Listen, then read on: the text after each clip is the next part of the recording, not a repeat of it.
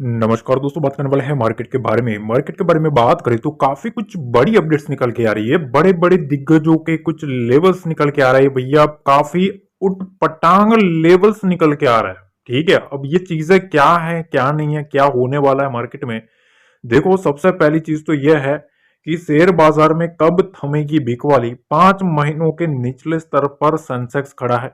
क्या ये लंबी गिरावट की कोई बड़ी शुरुआत है या फिर से मार्केट रिवर्स करेगा?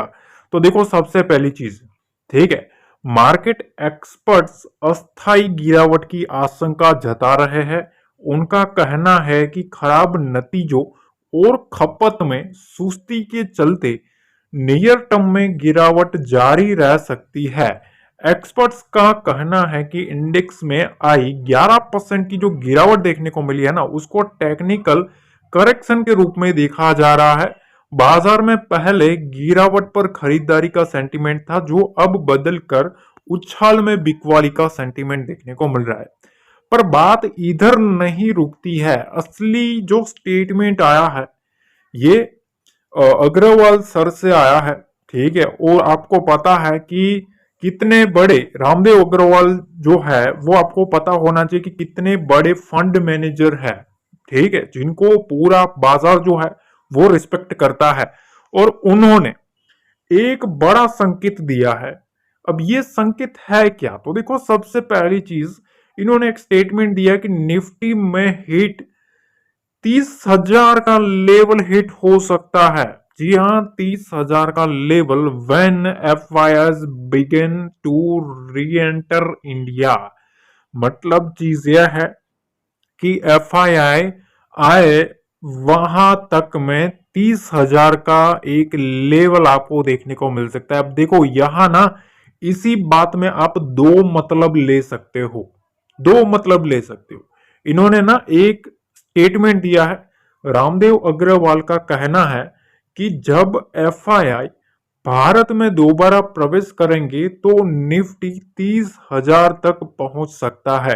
तो अब इसमें तो भाई दो सवाल है। ठीक है, क्या एफआईआई आने से पहले रिटेल ही 30,000 तक पहुंचाएगा, डीआईआई ही 30,000 तक पहुंचाएगा? दूसरा सवाल ये भी आपके अंदर आ सकता है कि 30,000 पहुंचे तब तक क्या कोई एफआईआई हमारे इंडिया में नहीं आने वाला? ये बहुत ही बड़ा एक, अपने आप में बहुत ही बड़ा दिग्गज एक फंड मैनेजर ने जो दिया है स्टेटमेंट, वो काफी बड़ी चीज है। ठीक है, कि देखो, विदेशी निवेशकों के पास चीन या कोरिया जैसे अन्य बाजारों में जाने की सुविधा है, लेकिन उन्हें भारत में पुनः प्रवेश करने पर प्रीमियम का सामना करना पड़ सकता है। मतलब चीजें साफ है कि यहाँ इन लोगों ने एक संकेत दिया है कि एफआईआई जब इंडियन मार्केट में आएंगे तब तक हमारा जो निफ्टी है वो 30,000 तक, तो मतलब 30,000 तक पहुंचेंगे तभी कुछ असली एफआईआई का दमखम देखने को मिलेगा। ठीक है, अब दूसरी तरफ अगर निफ्टी निफ्टी 50 जो है 23,530, ठीक है, जो कि 200 डे मा है, उस स्तर को बनाए रखने में नाकाम रहता है तो क्या होगा? सवाल यही है ना, सभी लोगों के दिल में यही सवाल है कि भाई इसके नीचे अब कहां तक मार्केट में चीजें सामने आ सकती है, कहां तक हमें पेन झेलने को मिल सकता है। देखो, पोर्टफोलियो अगर आप देखेंगे ना, आपको पता चल जाएगा कि रियलिटी क्या है। जब मार्केट 26,200 के पास भी था, तब भी काफी लोगों के पोर्टफोलियो थे वो डाउन ही थे। मतलब इंडेक्स जो थे, निफ्टी बैंक निफ्टी में जो मोमेंटम आ रहा था ना, वो पर्टिकुलरली एक मोमेंटम निफ्टी इंडेक्स की वाइज चल रहा था, पर स्टॉक्स इतने कुछ मोमेंटम नहीं कर रहे थे। ये रियलिटी है। ठीक है, अब यहां क्या है, तो देखो, अगर निफ्टी का साप्ताहिक समर्थन भी टूटता है तो इसमें गिरावट बढ़कर पिछले बुल रन के 38% रिट्रेसमेंट तक 22,920 तक जा सकती है। ठीक है, तो 22,920 का एक लेवल जो है वो काफी इंपॉर्टेंट है। उसके बाद अगला जो लेवल है ना, वो 20,850 हो सकता है। ठीक है, जो कि यह दिसंबर 2023 में निफ्टी द्वारा छोड़े गए गैप के पास है, जो 20,290 और 20,508 के बीच था। चीज यह है कि देखो, दिसंबर 2023 में निफ्टी ने एक गैप बनाया था। ये गैप है ना वो इसके बीच में था, ठीक है, इस रेंज के आसपास है, मतलब 20,300 से लेके 20,500 के बीच। तो इतिहास में देखा गया है कि निफ्टी ने अपने सभी अनफिल्ड गैप्स को भरा है।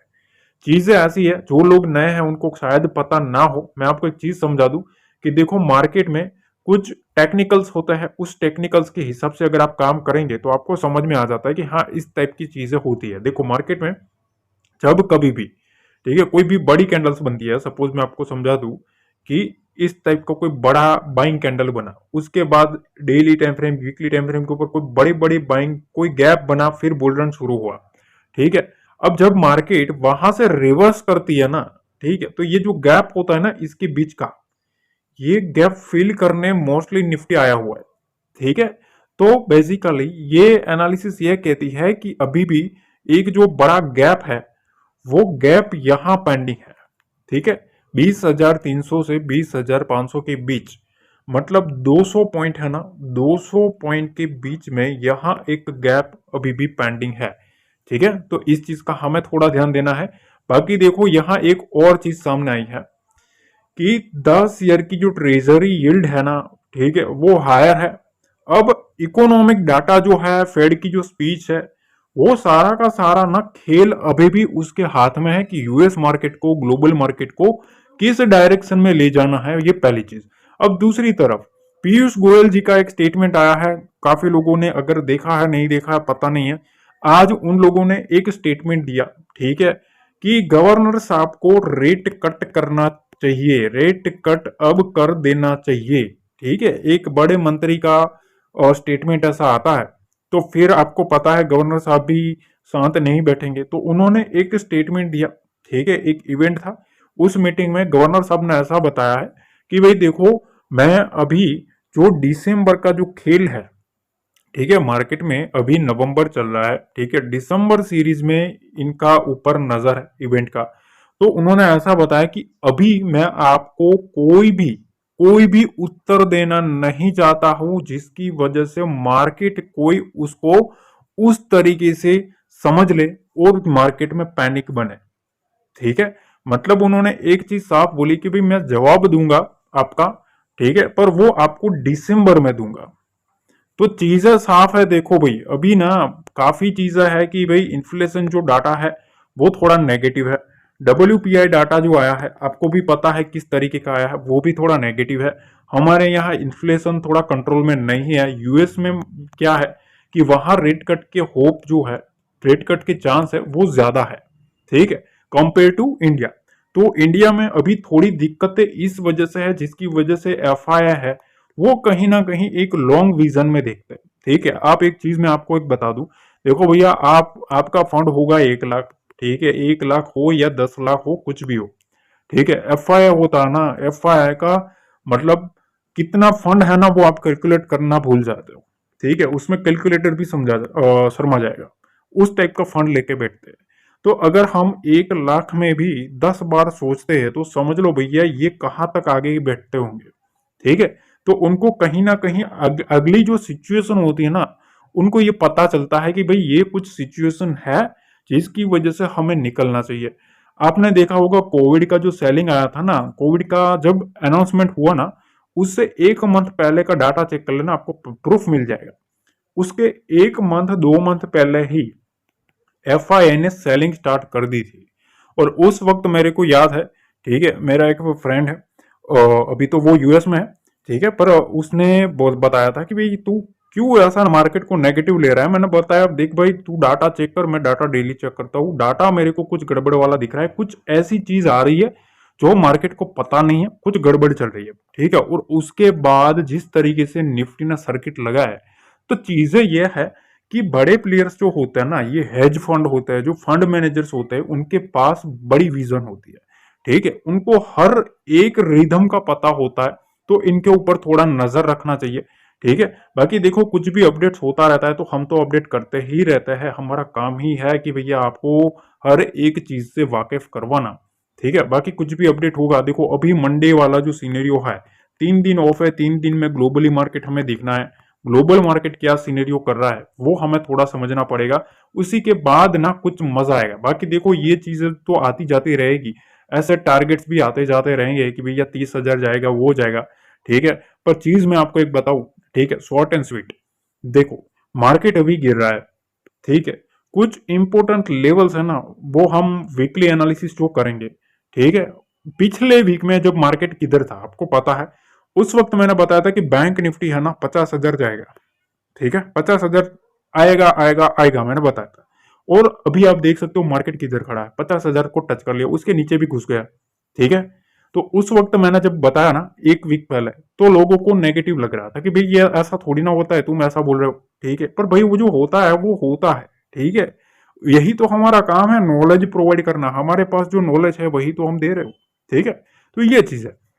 तो अब देखो वीकली जो एनालिसिस आएगा, ठीक है, उस वीकली एनालिसिस में हम कुछ चीजें डिस्कस करेंगे, ये चीज ध्यान रखना, ठीक है। उस चीजों में हम देखेंगे कि क्या ये चीज सही है, ठीक है।